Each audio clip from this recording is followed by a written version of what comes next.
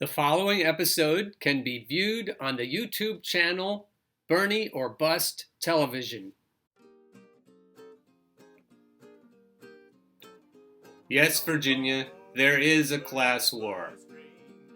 David Brooks, good morning. USA, good morning. And welcome to another episode of the Bernie or Bust Show. New York Times is waging war against the American worker.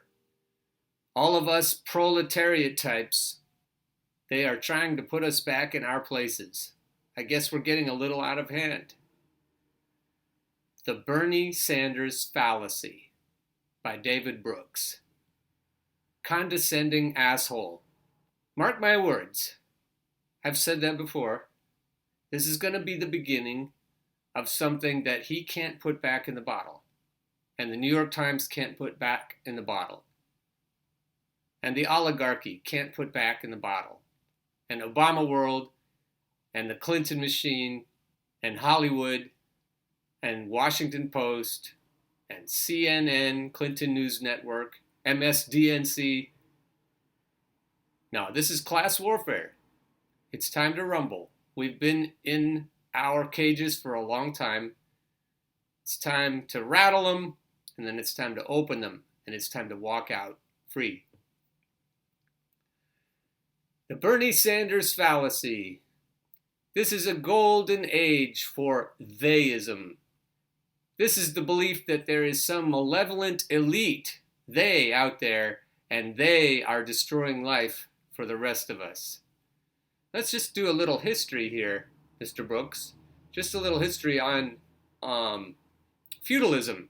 Or a little history on slavery, or indentured servitude. The king has always had the land, and the peasants have always worked the land. There has always been a they, Mr. Brooks. There has always been an us.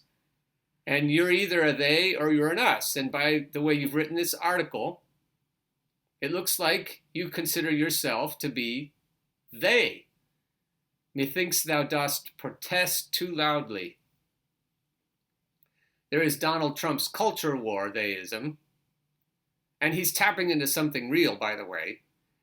The coastal cultural elites hate genuine Americans, undermining our values and opening our borders. And there is Bernie Sanders' class war theism. The billionaires have rigged the economy to benefit themselves and impoverish everyone else. And just to be honest, Mr. Brooks, there's truth in both.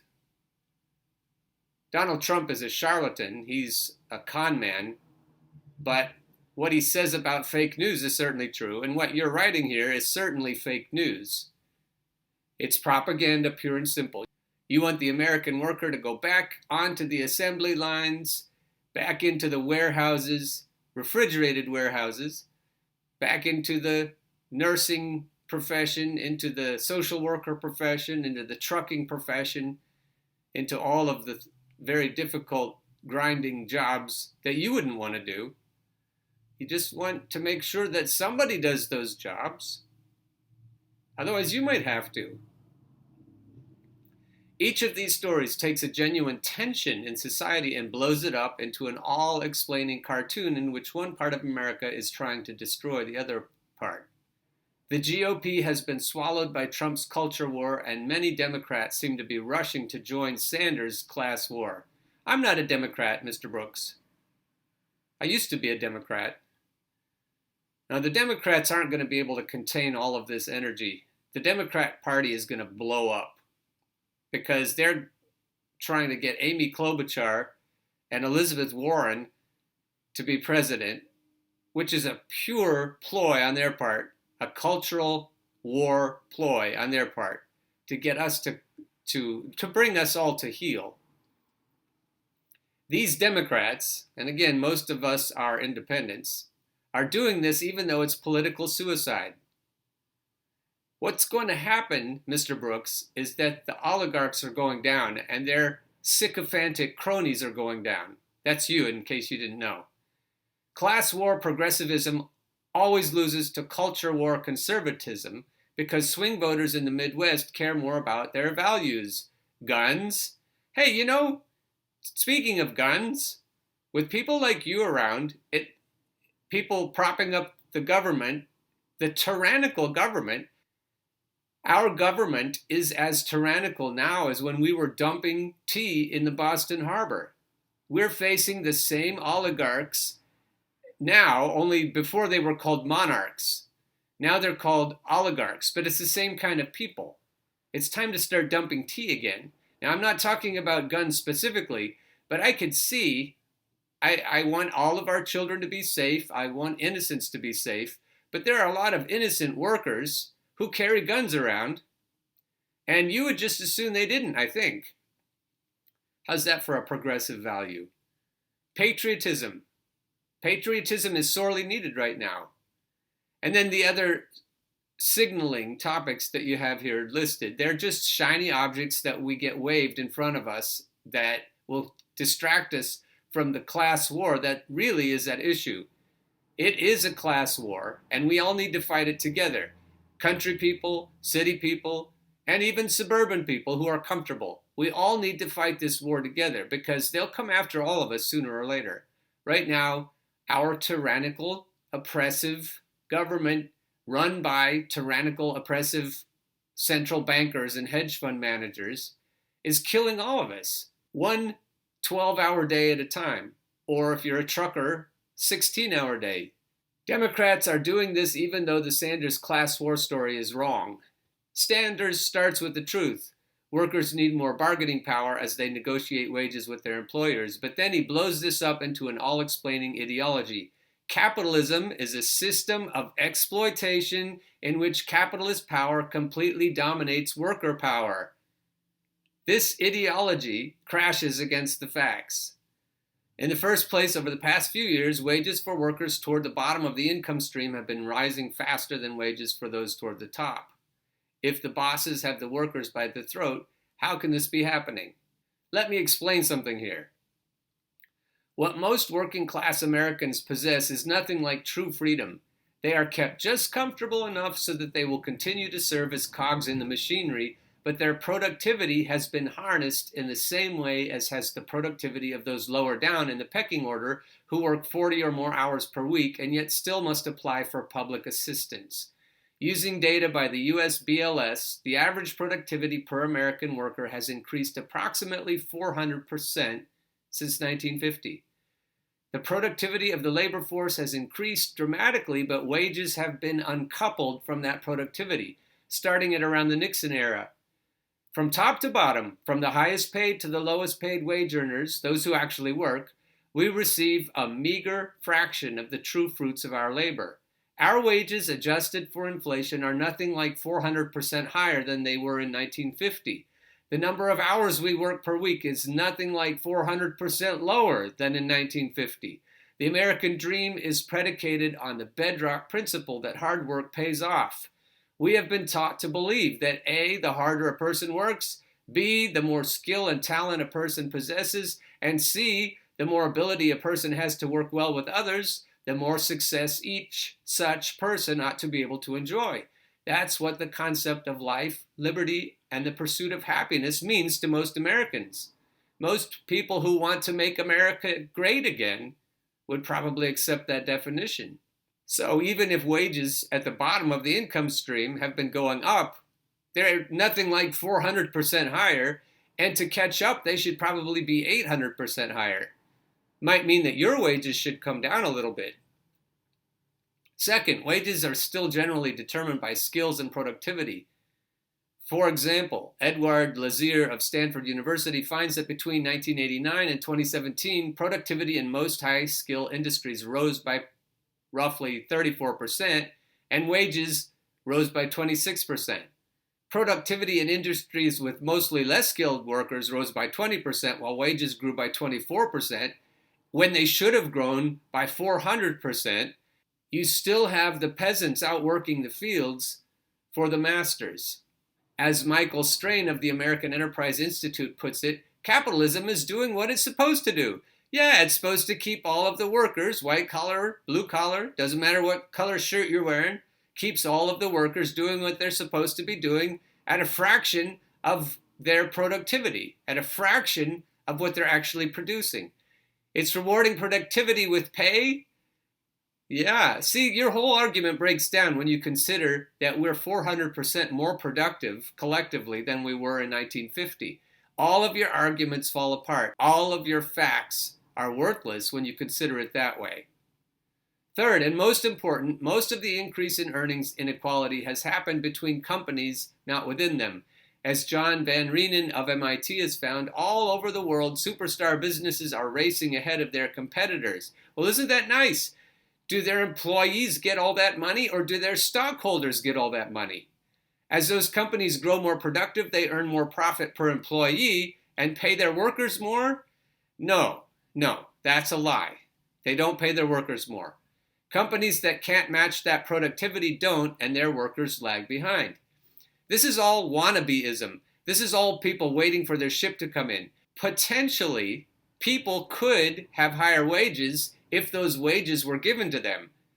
That's potentially, but that's not what happens. Where is that 400%, Mr. Brooks? It's not in my pocket. A recent Brookings Institution Schumer Foundation report also notes that there is a growing productivity gap between superstar companies and everybody else. Oh, like Jeff Bezos. I guess he's a superstar company. A lot of these superstar companies probably have workers on public assistance, workers working 40 hours a week, workers who have children, workers who ration their insulin. Whether it is in tech, retail, manufacturing, utilities, or services, productivity growth at the leading companies in each industry has remained very strong. Yeah, those productive businesses are capturing larger and larger market shares. Yeah, and their stockholders are happy too. But productivity is not growing fast among the lagging companies. Workers in those businesses suffer. Dude, I don't know if you've noticed, but workers in all businesses are suffering if you consider that they're not getting that 400% increase in their productivity. All of Reagan's job creators are getting it. And they're sycophantic suck-ups like you. Today's successful bosses are doing what they should be doing. Snapping that whip. Increasing productivity, growing their businesses, and offering great service. Yeah, at whose expense? They're offering you great service.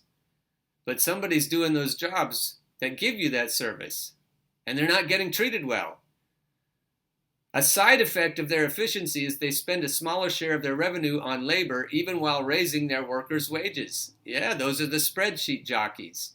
In a global information age economy, the rewards for being best are huge. Those rewards are huge, but who gets them, dude? Thus, the core problem is not capitalists exploiting their workers. No, it's the rise of productivity inequality. It's the companies and individuals who don't have the skills to take advantage of new technologies. No, asshole! It's the people at the top snapping the whip who won't share their workers' productivity with them. The real solution, therefore, let's hear this, is not class war to hammer successful businesses. No, we don't want to hammer Jeff Bezos by all means. It's to boost and expand productivity for everybody else. You know what would expand everybody else? You're worried about productivity like a spreadsheet jockey. Why not just give them more money? Why not give them a reasonable living wage? Why not pay for their health insurance? Why not make sure that they're not needing to ration their insulin? Let's hear this. That's done the old-fashioned way. The real solution is not class war. It's done the old-fashioned way by having better schools and better vocational training. Hey, let's talk about schools for a minute. I'm a teacher. You know what schools are producing now? Obedient workers. People just smart enough to operate the machines, read the instruction manuals. People who don't question authority. People who don't appreciate beauty, people who don't know literature, people who don't know art, people who don't know how to spend leisure time because they don't have any. That's what education is designed to produce now, obedient workers. So when you talk about better education, that's what you're talking about. Better vocational training, that's what you're talking about. Then we can have more competitive markets by creating incentives to expand investment, by making sure superstar businesses don't use lobbyists to lock in their advantage. Well, without repealing Citizens United, that's not going to happen. And you don't want it to happen. Let's just be very clear. You don't want it to happen. You want them to lock in their advantages. You want them to build a moat so that mom and pop businesses can't have any leg up. But if you want to deal with our real problems, dude, you don't care about real problems. You don't have real problems. If you want to care about real problems, then you need to start talking about Bernie Sanders. You need to start talking about somebody who actually cares about people's real problems and actually wants to solve them. You're afraid of us, the us-them warfare. You're saying stop the us-them warfare and start dealing with productivity inequality. That's what we're doing. And we need to get to the root of the problem. The 1% of the 1%. Successful executives are doing what's best for their companies, gathering as much talent as they can. This isn't evil. It's not exploitation. You just stay in your echo chamber, buddy. They're doing what's best for their shareholders. They're not doing what's best for their employees. If you say that they're doing what's best for their companies, you mean shareholders. The job of public policy is to make it easier for everybody to do what successful people are doing. Productivity is the key to national prosperity. National prosperity for whom? Every time we increase productivity for one person, we all thrive a little more together, says Margaret Thatcher and Ronald Reagan. All of this trickle-down stuff. Yeah, it's just raining. I can just feel it. Okay, let's move on to Mr. Wall Street, Obama himself. After failing to prosecute bankers, Obama cashes in with Wall Street speeches. The former president is reportedly raking in $400,000 per speech to massive financial firms. Nice legacy, dude. Nice. Look at that guy. Does he want us to get our 400% increase in productivity? New York Times. In a break with convention, the editorial board has chosen to endorse two separate Democratic candidates for president. I wonder if one of them could be Bernie Sanders. Amy Klobuchar and Elizabeth Warren. Two elitists. Two people who will protect Wall Street's shareholders. The Democrats' best choices for president. What about the independents' best choices for president? American voters must choose between three sharply divergent visions of the future. The incumbent president, Donald Trump, is clear about where he is guiding the Republican Party: white nativism at home and America First unilateralism abroad, brazen corruption, escalating culture wars, a judiciary stacked with ideologues, and the veneration of a mythological past where the hierarchy in American society was defined and unchallenged. Wow, a lot of that sounds like Joe Biden, where the hierarchy in American society was defined and unchallenged. On the Democratic side, an essential debate is underway between two visions that may define the future of the party and perhaps the nation, and perhaps the world. If you haven't noticed, the world is burning, and a lot of people are piling into the streets with picket signs and pitchforks. Some in the party view President Trump as an aberration and believe that a return to a more sensible America is possible. Then there are those who believe that President Trump was a product of political and economic systems so rotten that they must be replaced. The Democratic primary contest is often portrayed as a tussle between moderates and progressives. To some extent, that's true. But when we spent significant time with the leading candidates, the similarity of their platforms on fundamental issues became striking. Nearly any of them would be the most progressive president in decades. Okay, so here's lesser evilism. I'm not going to finish this. I'm going to let you finish this. I might tackle it on another day. But what I want to explain is the New York Times is the enemy. The New York Times is part of the they that Mr. Brooks was so upset about. The they that we're noticing now. The New York Times is manufacturing consent using propaganda. And they're trying to get us to believe, us peasants, us workers, us proletariat types, they're trying to get us to believe that we should shut up and get back to work.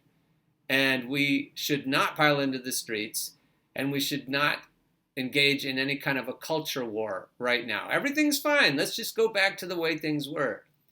Biden, Klobuchar, Warren, Buttigieg, any of them would be a whole lot more progressive than what we've had so far.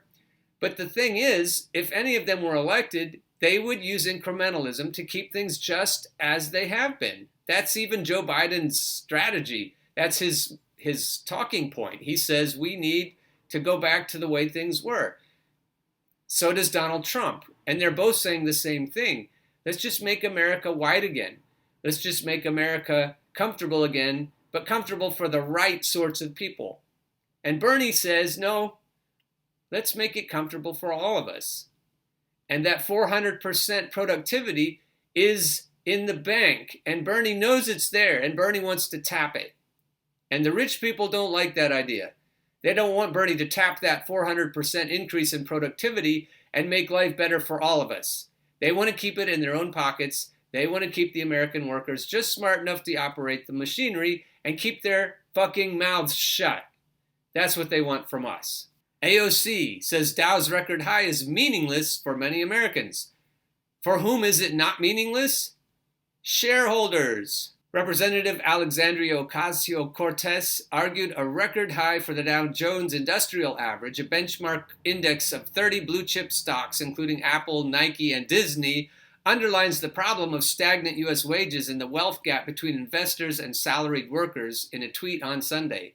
The Dow soars, wages don't, the New York Congresswoman commented on an NBC News tweet about the index passing the 29,000 mark for the first time.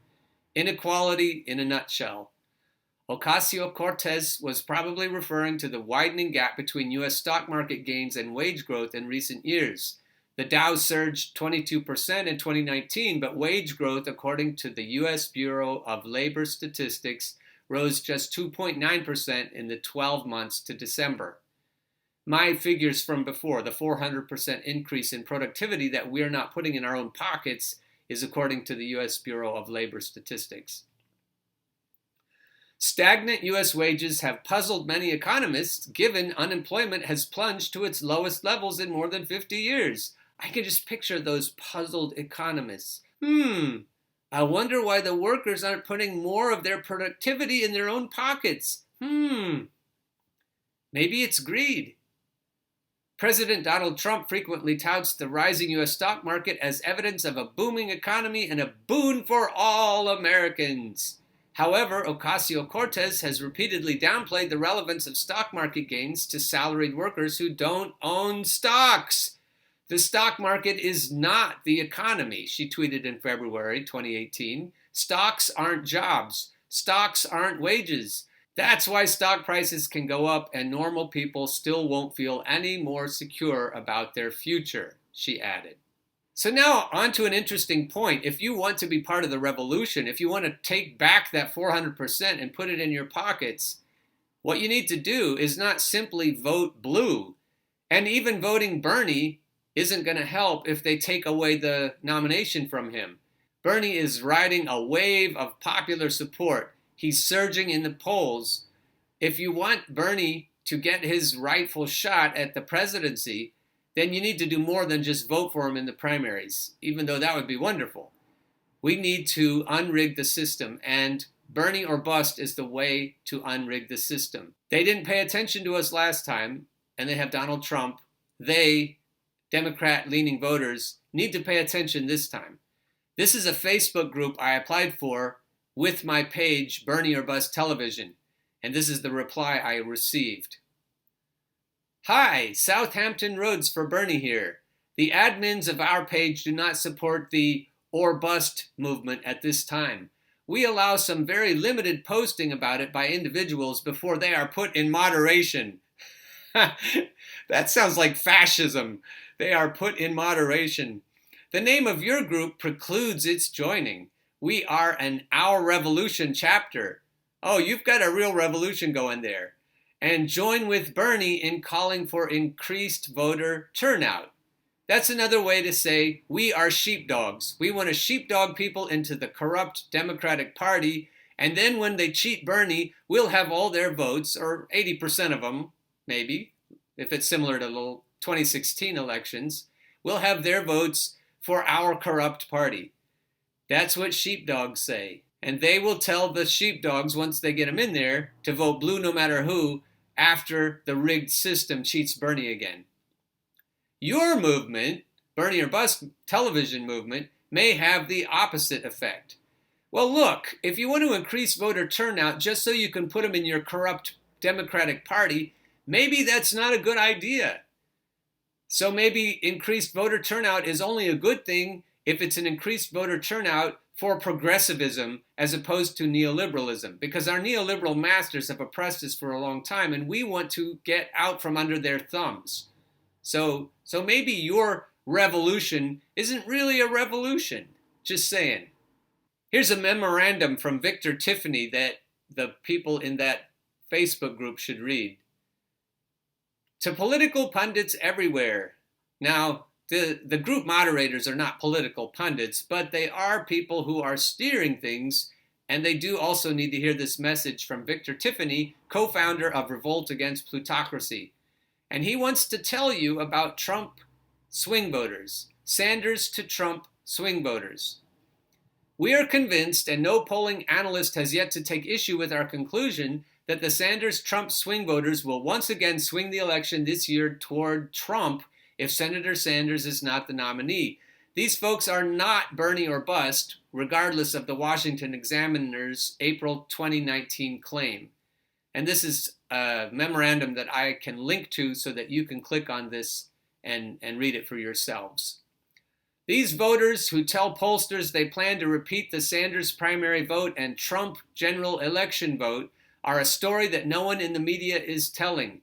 Ask the analysts we've consulted regarding these swing voters: Nate Silver, Rachel Bittkoffer, Brian Schaffner, Mark Blumenthal, Bill McInturf, Jennifer Agesta, and MSNBC's Steve Kornacki. These voters, these Sanders-Trump swing voters, are going to swing it again. And maybe that would suppress voter turnout. I don't know how, but that's the message that the Facebook groups don't want to hear, apparently. Bernie groups, even Bernie or Bust Facebook groups, they're in name only, by the way. They don't want there to be an or bust. They don't want to pull out of the Democratic Party if Bernie is cheated again. They don't want people to stay home or vote third party. They want the sheep to stay in their damn pasture. That's what they want. So you pundits, you're complicit. You Facebook moderators and admins, you're complicit if you don't let this word get out. Bernie or Bust Television is trying to tell this word, tell this story, get this message out to people so that they understand if it's not Bernie, it's going to be Trump. These swing voters by themselves last time denied Hillary the presidency. And they will deny Warren, they will deny Klobuchar, Buttigieg, or Biden this time. Guaranteed. You may not agree with our conclusion, but these swing voters are in fact a fraction of Sanders supporters that Democrats should know about as they consider who is the most electable. These roughly 1.5 million swing voters were one category of voter who caused Clinton to lose in 2016, all by themselves. Other categories were the millions of Democrats who didn't vote at all, 1.7 million citizens who voted and left the first line in the ballot blank. That word hasn't been getting out. And the 8.5 million Obama-Trump voters. We believe the Sanders-Trump swing voters to be a subsection of the Obama-Trump swing voters. 76% of the Obama-Trump voters approve of Trump's presidency, so you might not get them back. But you can get back the Sanders-Trump voters. For comparison, the better-known Bernie or Bust voters were about 1 million strong in 2016. So if you want them to vote blue, it has to be Bernie. Democracy dies in darkness. How about shining a light on these Sanders-Trump swing voters? And then he has another webpage. I'll put that near the top of the information section below so that you can find it easily. This memorandum from Victor Tiffany. John Cusack, I'm going to give him the last word. I'm going to let him talk directly to Mr. Brooks about what we're trying to do regarding class war. Has the world caught up to Bernie Sanders' moral vision? Yes? Look, it's up to us, but there are some encouraging signs. The corporate media, as I said, they used to hate us, and then they ignored us, and then they acted like we weren't there, and now they just seem really confused about it. They're not confused. Mr. Brooks knows. They're mansplaining. They're oligarch-splaining. They're oligarch-splaining to us workers that we just need to shut the fuck up and go back to work. So they still hate us, but they need us. So that's why you are confused here a little bit, but they're not confused. Wall Street hates us. Drug companies hate us. Insurance companies, hate us. Fossil fuel companies, military-industrial complex, and the 1% of the 1%. No, they don't hate us. You know what it is? They fear us. That's where we need to leave it.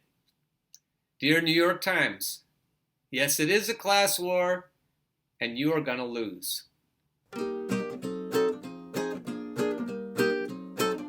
Get on board the Bernie bus train.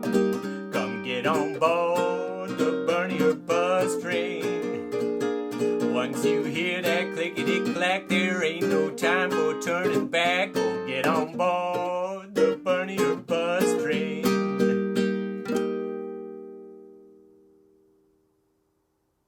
The preceding episode can be viewed on the YouTube channel Bernie or Bust Television.